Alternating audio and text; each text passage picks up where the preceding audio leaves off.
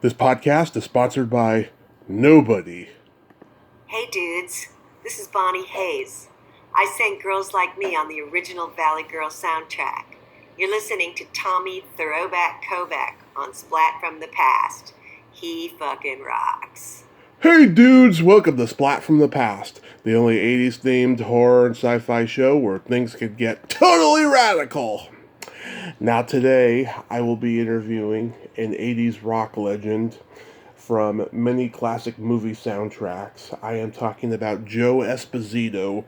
You all know him from such songs as You're the Best from the Karate Kid soundtrack. Just Imagine for Thief of Hearts. Come Into My Life for Coming to America. He did a bunch of songs for Staying Alive, and Lady, Lady, Lady for Flashdance. It's going to be great to have him on the show today. We're going to talk about all that stuff, and it's going to be spectacular. I cannot wait. Talk about working with Donna Summer as well when he was in Brooklyn Dreams. It's going to be a great interview today. Our last interview for March Madness. So yeah, here is my interview with Joe Esposito. Hello. Hey Joe, welcome to the show, sir. How are you? I'm great, how are you? Good. Everything's good. Awesome, this is such a great honor. Thank you for taking the time today. Oh, yeah. No problem. Thank you. Of course. So, going back in time, at what age did you start gravitating towards music? I must have been about, really, the earliest I remember is when Elvis Presley first came out. I wasn't singing anywhere. I was looking in the mirror and singing. Yeah. And then, of course, doo-wop. I was a big fan of doo-wop. And one of my stepfather was one of the managers of the Brooklyn Fox Theater. And in the early 60s, it was kind of like the end of doo-wop, and then it was the Temptations and the Motown Review. And they would have these, Murray the K, who's a local disc jockey back in New York. And I used to hang out backstage with Marvin Gaye and a lot of the groups, just watching them, not saying too much. They had like these rock and roll shows like 10 days straight over the holidays. And I would be at every show for 10 days watching it. I didn't even realize what I was doing. I was just so, mesmerized by these singers. Right. And then in my neighborhood growing up in Brooklyn, I had a lot of guys in my neighborhood that could really sing. They had these street corner groups, and they were just great. And that's how I started singing. Mm-hmm. Yeah, I was in a group called the Brooklyn Dreams. Right. We backed up Donna Summer. We had a couple of hits with her. And one of the guys, Eddie Hoganson, lived in my neighborhood. When I met him, I immediately hooked up with him and his brother. And then later on, Rip Sedano, who was married to Donna. And, we were kids, though. And we started playing in local bands and on the street corners. When the Beatles came out, we picked up instruments and started playing. Mm-hmm. And it evolved from there. Was guitar your first instrument?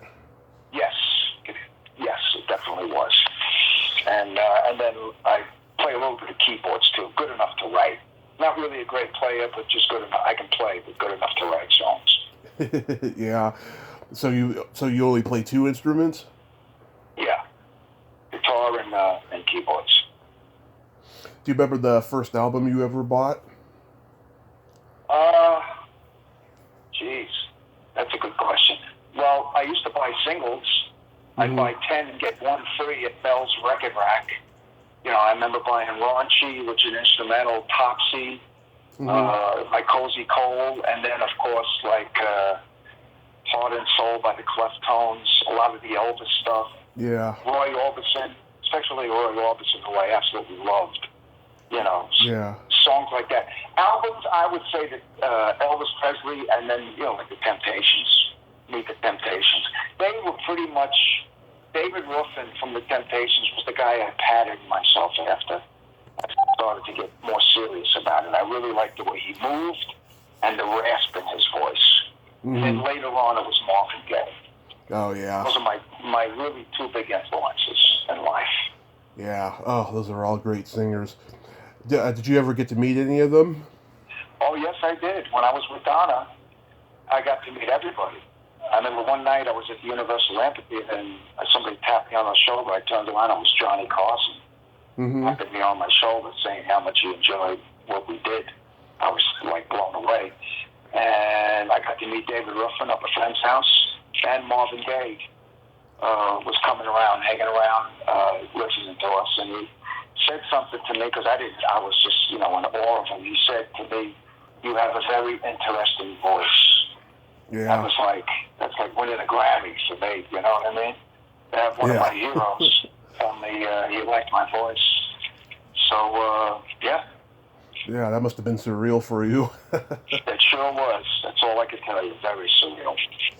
Yeah, do you remember your first concert? My first paid show was in a club in Staten Island called Crescidos.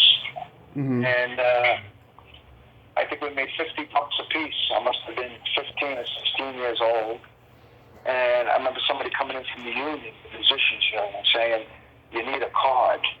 They let me work that night. We had to go down and register and get a musician's card to be able to play in clubs. And the first real concert I did was when we were on tour with Donna Summer in front of that might have been the Houston Astrodome or something like that, in front of 20,000 people, Mm-hmm. So, but I played in a lot of clubs in Brooklyn. I played in one particular club in Brooklyn called the Half Inn at the time, and out of that club came Peter Criss from Kiss, Mm-hmm. and another guy named Charlie Midnight, who's been a very successful songwriter. He wrote Living in America and a bunch of other songs. So there was a few people that came out of that club that became successful. Yeah. How about your first show that you went to? You paid and went to go see. Well, geez, the first show that I paid to go see was probably the Eagles. Huh. To go see them, and yeah. Other than that, I used to get them for free at these rock and roll shows because my stepfather was the manager. So I didn't really go, and then usually like the weekend, say of Woodstock. And all my friends went to Woodstock. I was working. I was always working in clubs with Eddie and his brother. We had a trio, and we worked 3-4 nights a week for years. And that's again how I developed, my craft. Really. Yeah. Like working and working and working. Mm-hmm. So when you formed Brooklyn Dreams, who were the other acts that you guys would see? We would see a whole bunch of different acts. I mean, it was rock and roll and R&B acts. But my whole thing, I was really an R&B guy. Bruce was more of a rock and roll guy. Bruce had a hit record in 1970 called Tighter and Tighter. Yeah. Life is Kicking. He was the first one in the neighborhood to have a hit record. Unfortunately, he was on Roulette Records with Morris Levy. There's a whole story there because they really didn't make any money. Mm-hmm. He was on the label with Tommy James, and then when we went to California, Eddie and I, Bruce came and met us, and we put some demos together, and we got a record deal. That was like in 1976. Mm-hmm. So, and some other groups. I liked so many groups. I liked Tommy James and the Shondells. Right. I loved the Beatles, the Rolling Stones. I loved it all. Yeah, all the classics. Yeah. You guys signed to Casablanca Records, and the biggest act on the label, of course, was Kiss at that time. Kiss and Donna Summer and the Village People. Yeah. That first album had Sad Eyes, which was your first single, right? Correct. Yes. Yeah, it's a great song. It has a nice, slow, funky edge to it. Kind of like a Hall & Oates type of vibe. Yeah. Yeah. And I think that might have been the second single. I think the first single was Music, Harmony, and Rhythm. But then again, you could be right and I could be wrong. Look, this is a long time ago. People send me stuff, my kids will send me stuff on the internet that I've done, and I'm like, I don't remember doing that. Mm-hmm. Because I did so many things, for movies and TV shows, and I'm like, wow, you kidding me? Where did you get this? Because I don't look on the internet about myself at all. So So Yeah. yeah. Thank God for archivists. Yeah. Did you guys get a lot of airplay? On those particular songs, yes, and a lot of them were R&B stations, so they didn't send a picture with the songs because we sounded like a black group, and and if you were white, you didn't get played on the R&B stations. You know what I mean? So we did get some pop, stations, but mostly R&B stations. And then, of course, when we had Heaven Knows, that was like a major hit all over. AM pop. Yeah, AM pop. I think it went to number 3. It sold 1 million singles, and it was Donna Summer and the Brooklyn Dreams. Yeah. Now you guys were on the same label with Donna Summer, but whose idea was it that you guys were going to back her up? Well, it's interesting because we went to California and we got a record deal in New York. We were on Millennium Records, Jimmy Iyer. And Jimmy Iyer produced a lot of big records like Eric Carmen, The Raspberries, and Grand Funk Railroad. And coincidentally, when he was starting his label, he signed a distribution deal with Casablanca. So at that time, while that was going on, Bruce got romantically involved with Donna.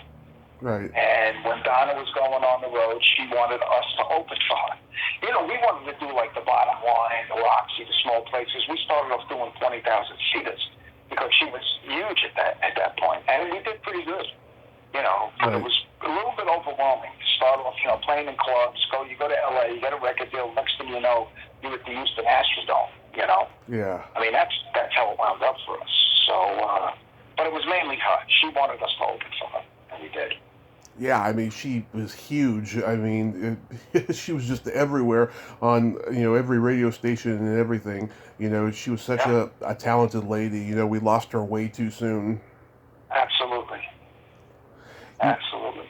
You guys performed on the American Hot Wax soundtrack? Yes, we did. We were the Planetones.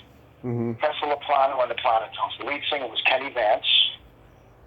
And Kenny comes out of the group Jay and the Americans. They had a bunch of hit records in the 60s. And also, a little trivia for you, his backup band was Donald Fagen and Walter Becker.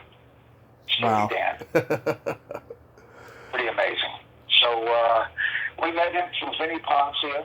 I'm doing an album with right now as we speak, by the way. Vinnie wrote You Make Me Feel Like Dancing. He wrote and produced I Was Made for Loving You by Kiss. He's produced Melissa Manchester. He's had hits. He wrote for Elvis Presley. He goes way, way back to the 60s. So he said, listen, I'm busy producing, and they want me to do this thing at American Hot Wax, and you guys want to do it? And we were like, yeah, we'll do it. We had just finished our album. We met Kenny, and we wound up as being the Planetones in the movie. Nice. Was that a good experience? It was unbelievable. Who was there? Jerry Lee Lewis was there. Chuck Berry was there. Then they had some other people playing, different acts. But yeah, it was a great experience for us. And Floyd Mutrux directed it? Floyd Mutrux directed it. Boy, you did your homework. I've talked to a few people who have worked with him. He did a movie right after this called The Hollywood Nights. They said he was so drunk on that movie, like they didn't even know how the movie even got made. We were in that movie too. Oh, you were? We wrote the theme song, and we were in the movie. Yeah, we were like Dion and the Belmonts. Oh, glad I brought it up. Yeah. Wow, that's so cool. And then you guys did, what's the song called? Shake It for Foxes? Yeah, we were just talking about that the other day. I don't remember. See, there's the thing. And he says to me, what studio did we record that at? I'm like, Eddie, I don't even remember doing that. I know we did it. And we sounded like the Commodores, like going, we were like doing and singing like that. Why? I have no idea. Yeah. That's one of the ones that kind of got away from me. I just don't remember it, Yeah. I guess, at that time there was a lot of marijuana consumption. Well, yeah, I don't even think it's that. It's just You know what? I really, my memory's pretty good. I'm not, believe me, I'm older, but I'm not senile. It's so much, I did so many things that I forget. I just forget a few of them. That's one of the songs that I could tell you where I was when we wrote Bad Girls. In the studio, Rusk Sound Studios on La Brea. We were sitting in the, and not in the control room, but like in the lobby area. Yeah. And Donna says, I want to write a song about, street girls. And so we started playing, Who's That Lady? Same chords as Bad Girls. And then Donna goes, Bad Girls, bad, bad. And afterthought, talking about the sad, fat in it. And then we're throwing lines. You can't screw up your pockets tight. She goes in the studio and sings. We're throwing a line. She sings the song. The song is on the shelf for 2 years. She's doing an album. They need one more song for the album. The engineer says, what about that song, Bad Girls? It becomes the title of the album and one of her biggest songs ever. That's how that went down. That I remember. But when it comes to Foxes and a few other things that I did, nah. I just have no recollection of it all. Yeah. So what made you guys break up and you go solo? Well, we did 4 albums, and I think on our 3rd album, or just before our 4th album, first of all, Jimmy and I had a falling out. He was on, we were with Millennium, and we wound up on Casablanca. And then Neil Bogart passed away. He got cancer and got sick. So it kind of got watered down because whoever's now in charge, they don't really like us that much. We're okay, but it wasn't their vision. So we got dropped. We tried to get another record deal. Nothing happened. Yeah. And Eddie says, I'm going back to New York. I start doing some jingle work and whatever work I can do in L.A. And Bruce gets married to Donna, and there it goes. And that was the end of that. Wow. Did you guys ever try to reunite? Yeah, not too long ago. A few years ago, we did a show in somewhere in Long Beach, in New York. I'm in touch with Bruce and Ed all the time. As a matter of fact, Bruce sent me a song the other day that he wrote that's really good. He goes, I was thinking maybe we could do it, a dream. We could do that with the Dreams. Yeah. And, now I have a little studio in my house, so I don't have anybody telling me what to do. So, it's not like you have to go approve it with a record company because everything is different now. Everything is streaming. You put stuff out yourself. And so we may do something down the road together because we're in touch all the time. And I don't know if you've been following Bruce at all, but he's been doing pretty good. He's been doing this blues, folksy blues thing, and he's got some records on these, adult contemporary charts. So he's doing pretty good. And, of course, this Karate Kid song is has a life of its own. It's everywhere. Yeah. So I'm as we're speaking, like I said, I'm almost done with the album. And I'd like to send you a copy when I'm done. Oh, no. Somewhere down the road, let you hear it. It's kind of like I wrote one song on the album, but a lot of it is some great cover tunes and just really well produced. And so yeah, we're all we're very good friends. The one thing I could say about the 3 of us is we never let anything get in the way of our friendship. No wives, no fame, no nothing. Which is unusual because a lot of groups don't even talk to each other. Yeah. Many of those are out there. But yeah, I would love to take a listen to it, and I'll check out his music as well. Yeah, I haven't followed his stuff. I listened to that album you did with Giorgio Moroder the other day, Solitary Men. Yes. It's fabulous. It really holds up. Oh, you like it, huh? Oh, yeah. Yeah. He's another great one, Yeah. Well, during that, I got to do Lady with him. Yeah. And Irene Cara sang What a Feeling. And there was as you bring this stuff up, I have these little trivia things I can tell you, So there was a deadline for the second song, and there was something going on with Irene Cara and her manager. Joe says to me, they got till 3 o'clock this afternoon. If she doesn't sign this thing, you're singing both songs.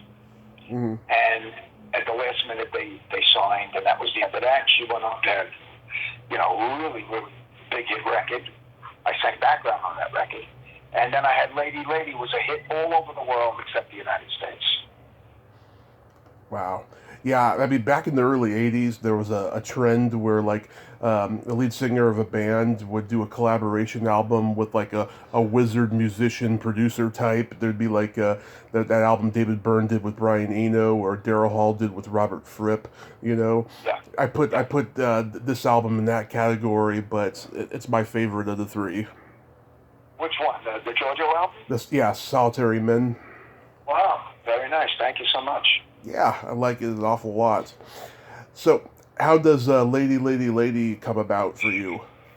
Well, I was doing some stuff with Giorgio because, we'd been having those together. And he used to like me, like he had this movie that he was doing called Metropolis Mm-hmm. from the 1920s that I think he bought and was coloring it. And I did some music for him. And Mm-hmm. they were doing this album for Flashdance and that everybody hated. They said, it's horrible. Philemon did one side, Giorgio did the other side. They didn't think the movie was going to be anything. And he had me sing Lady, Lady. And I also did the demo for What a Feeling, but I made up my own lyrics until they got the song together. So I got on the album kind of like a fluke. Mm-hmm. And because if you look, everybody on the album is very famous except for me. and that's how I got on the album. I think. I got another little story. Too.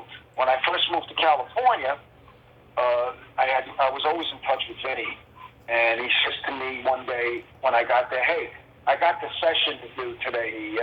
Are you free?" I said, "Am I free? Of course I'm free. I had nothing to do." So we're riding in the car, we're singing. I walk into the studio, and I see Ringo. Mm-hmm. And then I see Arif Mardan, who was a famous Atlantic producer. He did, Donny Hathaway. We produced Respect. He produced the Bee Gees and gave them that up-tempo type of stuff that they were doing. And I'm like, oh my God, I couldn't believe it. Who walks in 15 minutes later? Paul McCartney walks in with Linda McCartney. Now I'm singing backgrounds on a record with Vinny and Melissa Manchester, and there's Paul and Ringo watching us. Right. 2 months ago, I was in New York. 2 months later, I'm with the Beatles, with the Beatles in 1976. And I wound up on that album cover called Ringo's Road to Gravure with Peter Frampton, Eric Clapton, Dave Mason, Joe Bean. So, I got a few little things that happened by accident. Rock and roll royalty there.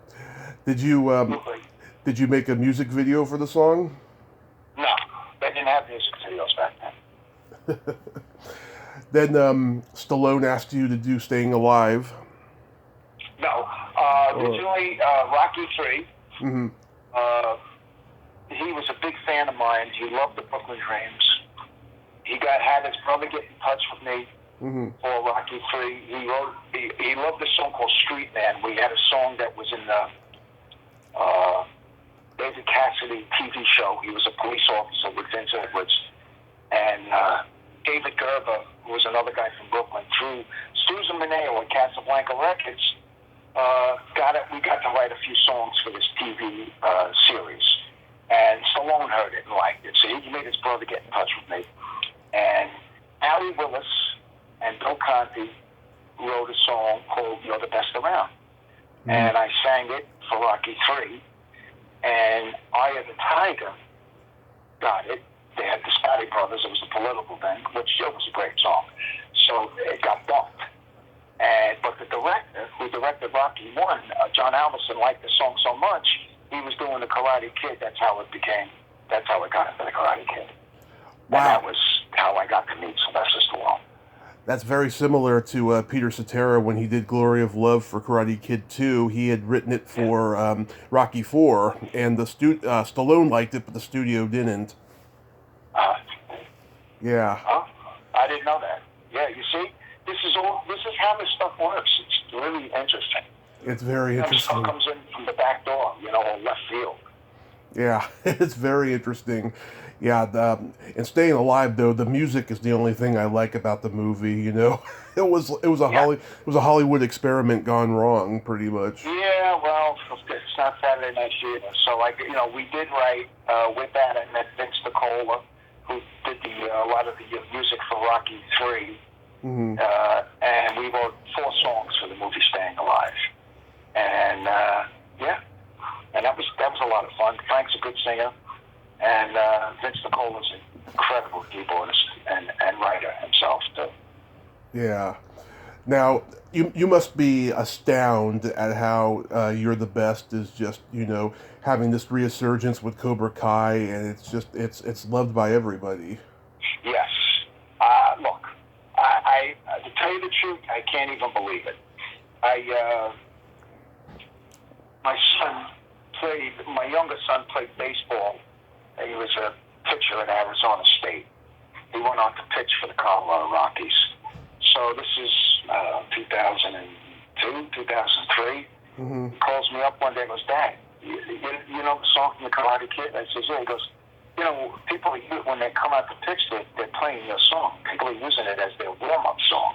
Yeah. I'm like, you're kidding me. And then it slowly started to become like this cult anthem. The hit off that movie was the Bananarama tune, Cool, Cruel Summer, not You're the Best. It took 20-something years for it to, become what it's become. And again, for me, I always feel like it was a gift from all the stuff that I've done. I had stuff that I did. The stuff I did with Donna, for instance, that's on the strength of who she was. Right. Lady's kind of me, and You're the Best. It's not like through all the Brooklyn Dreams. It's really stuff that I did on my own. So I got those 2 things, and I'm proud of it. Yeah, I wrestled in high school, and I used to hear You're the Best all the time. Wow. That was in the late 90s. Yeah.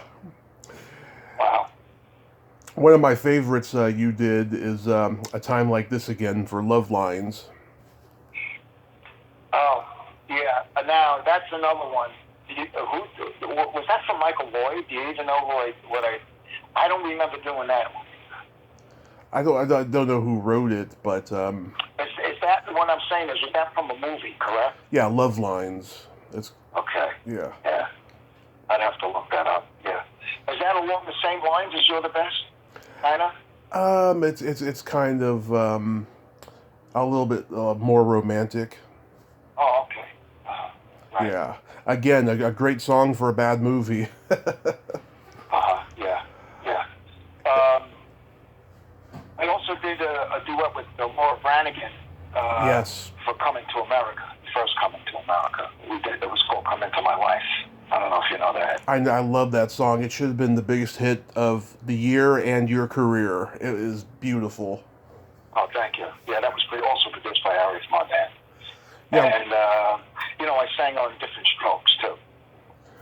Are you one of the singers on the theme song? Yeah, with Brenda Russell and Arnold McCullough. And Brenda Russell went on to become a very successful artist and songwriter for other people, too. And Alan Thicke wrote it. That's right, so you do know. Yes, you wrote it. Yeah, I always heard about him writing it. I didn't know if he was one of the singers. Wow. No, he was married to Gloria Loring, who was a singer. Right. And he wrote a lot of jingle themes. And he's from Canada, and that's where Brenda was from. She was from Canada, and she got me on that. And I also sang Piano in the Dark with her. Mm-hmm. And what was Laura Branigan like? Oh, very sweet. Really, really nice girl. Very nice. Another one we lost too early. Yeah. Yeah. It's crazy what happened to her. How about, let's see, you did Just Imagine for Thief of Hearts with Beth Anderson. What was she like to work with? Very nice. She was another jingle singer that I know. She was married to a friend of mine called Bill. His name was Bill Bodine. Mm-hmm. I think he used to play on Star Search, and he was a jingle guy, too. So I knew her, and very nice to work with. Yeah, I've reached out to her a couple times in the past because I love the Never-Ending Story theme that she did with Lamal. Hopefully I'll get to talk to her in the future. Is she in L.A.? I don't know where she is. Where are you, anyway? Where's my studio? I'm in Redding, California. Oh, Redding. Okay, got you. Okay. I go out to L.A. quite a bit, though, when things are not as insane as they are now. Yeah. Well, hopefully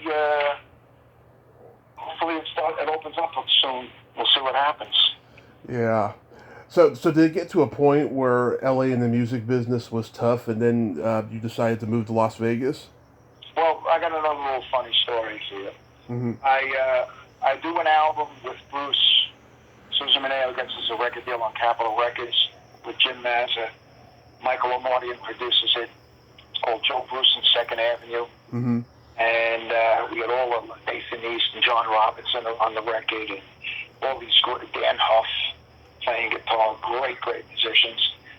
And we do a video. The next day after we do the video, Joe Smith comes. They fire Jim Mazza. Joe Smith comes in and he fires us. Oh. So my friend Chuck Fiore, bass player for Billy and the Beaters, calls me up because I got good news and I got bad news. I says, "What's the good news?" Because I can pay you $17.50 an hour. I paint, meaning houses. And I was like, "Oh, what's the bad news?" He says, "It's Capitol Records." Mm-hmm. So I was signed to Capitol Records, and then now I'm painting Capitol Records, and that was pretty interesting. Yeah. I'm painting one day, and I hear myself on the radio. And that day I go home, I take a shower, and I go to the Grammys because I was nominated for a Grammy with Brett Russell. Mm-hmm. And so it's like out of a movie. Yeah, it certainly is. So, did you, before the pandemic happened, I mean, did you have a residency in Vegas to perform? Yeah, I have a partner who I work with. His name is Randy Hall, Mm-hmm. and he's worked with Miles Davis and Ray Parker Jr. We had a great duo that we worked. And about 3 days before, I think it was March 7th or March 8th, I was supposed to play the Whiskey by myself. Mm-hmm. And it got canceled because of the pandemic. Oh. And so what I'm doing now is concentrating on this album and hopefully get back out there. I'm also the lead singer of the Brooklyn Bridge, which is like a doo-wop group. And Johnny Maestro was the lead singer. He had a big hit record in, I think, 1968, 70 called The Worst That Could Happen. He was also the lead singer of the Crests. Back in the day, they had like 16 Candles, Right. My Step, The Angels Listened In. So I go back there, and that's like I like doing that because, sometimes 1,000 people will show up, Right. and you get to perform with some different acts and stuff like that. Like one day I was with Joey D and the Starlighters, and he was telling me this great story that Jimi Hendrix played guitar for Joey D, and Yeah. Joe Pesci was in that group. Oh, yeah. And he tells me one day, he goes, I bought Jimi Hendrix this guitar, and at the end of the gig, he didn't have the money to give me back the guitar. And one day I go in this case, he had all these songs written that he had written, and I took them and I threw them away Mm-hmm. because he wasn't famous at the time, Right. So stuff like that. I just love hearing stuff like stories like that. Oh, yeah. Lots of great stories there. Yeah. So how long have you been working on the new album? About a couple of years, to tell you the truth. Mm-hmm. Every time I go back to New York, I would fly in a few days early to do some work with Vinny. And now with the pandemic, it really slowed us down. But I can do my vocals in my studio. And when he approves the vocal, Mm-hmm. then I just send a WAV file to the engineer in New York. Right. And then he flies it in, and that's how we've been working. Without giving away too much, I mean, how would you describe the style of this new album? It's rhythm and blues, rhythm and the blues. It's like R&B and some kind of like bluesy stuff too. And I think we're going to recut You're the Best and put that on the album too. Oh, nice. Give it more of a modern spin. I don't know. Did you hear what what's his name did to Steve Aoki? And they did it on it was an award show. The drummer from Blink 182, Uh-huh. he did a version of it. It was excellent. It was more rocky, I didn't hear that. And we may kind of go that way. We'll see. Yeah, no, I didn't hear that version. Wow, that's cool. That's cool that someone's doing your song. Yeah, a few people have, And Yeah. I don't know, with the Cobra Kai series, to season 3, when they were playing the previews, they used they did another track. They did a more modern track, and they used my vocal. It was really good. Mm-hmm. So I would say the songs are very well written. It's R&B and a little bit of blues too. Yeah, do you do any covers on it? Yeah, I do These Days by Jackson Brown. Great song. I'm going to be doing Midnight in Harlem, originally done by, I think his name is Mattingly. Mm-hmm. And Tedeschi and Trucks did it about 10 years ago. I'm also doing Storm Warning by Bonnie Raitt. Oh, yeah. And then a bunch of original songs that we have. Oh, that's so cool. I'm looking forward to that. Have you ever thought about writing a memoir? You know, I think about it. I got some great stories. I probably should. Yeah, you do have I great would stories. probably need somebody to help me do it, though, you know. Yeah. Because I'm not really a writer, but yeah. Also, you know, they're doing Donna's daughter is doing a documentary on her mother. Yeah. And we're in it, and there's a lot of people from Casablanca, and she's been working on it for over a year. That should be coming out soon, too. That should be really good. Nice, nice. Yeah, I mean, I think you have great stories. I think you should write a memoir. Yeah, probably should. It's a trend now. Everyone's writing one. Right. I'm writing a semi-memoir about my love of cult films and stuff, and there's a little, really? Yeah, there's a little bit of my background in it and stuff, and what the movies mean to me and all of that stuff. Right. Yeah, all it took was this pandemic for me to, actually sit down and start doing it. Oh, really? Yeah. Well, Joe, I thank you so much for coming on today, and yes, I will write you my address in private messenger, and yeah, I hope as soon as the pandemic is over, you can return to live performing. Yeah, I want to do that too. I appreciate it, Tom. I mean, you're honored doing it, and I'm honored to do it for you too, because I love to get out there and sing and perform and do what I do. And the thing is, even though I'm older, I can still sing. Yeah. So, and as long as I can still sing, I'll keep doing it. Yeah, you probably don't want to tour again. Well, if it was the right type of tour, I would do it. But let's see what happens. So I take it one day at a time at this point, Yeah, because touring could be a grind. So, Tom, this is your number, 530, the number that you gave me. I don't want to say it on the air here, but... It's my landline. I can give you my cell in private messenger. Okay, great. All right. Listen, have a good day. Be well. And I'll be in touch, okay? You too, sir. Have a great day. You too. Take care. Take care. Bye-bye. Bye. Well, there you have it. Joe Esposito. Ain't he a cool dude? What a nice guy, huh? And passionate about the music. He's got great stories there. Just like a lot of people I talk to, he should write a memoir. He should. Well, until next time, this is Tommy Throwback Kovac saying, there's no shame in living in the past, because the present sucks. Later, dudes. He's the best around.